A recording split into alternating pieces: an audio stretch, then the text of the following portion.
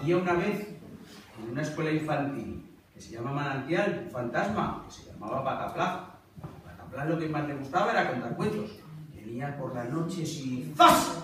Se metía por debajo de la puerta y siempre empezaba a contar cuentos, historias, y buscaba a los niños.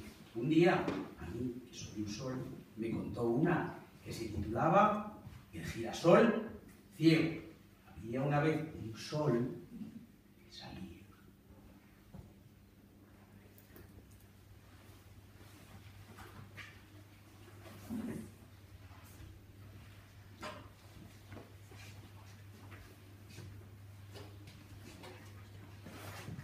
Ahora para adelante.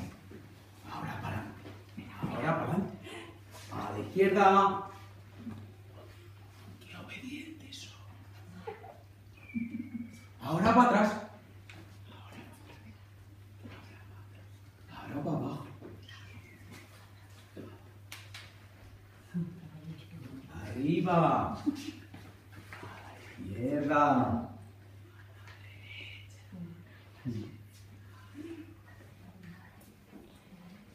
Girasol, girasol, ¿por qué no sigues al sol? Soy un girasol ciego y el sol cuando gira yo no lo veo. Pues no te preocupes que nosotros todos cogidos te vamos a ayudar. Yo también quiero ayudar.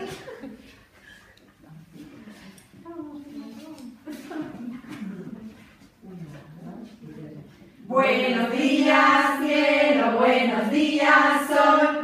Contigo gira, gira el girasol. Pipas doy para comer, si me riegas creceré. Gira el girasol. Amarillo y naranja es mi color. Soy muy grande y bella flor.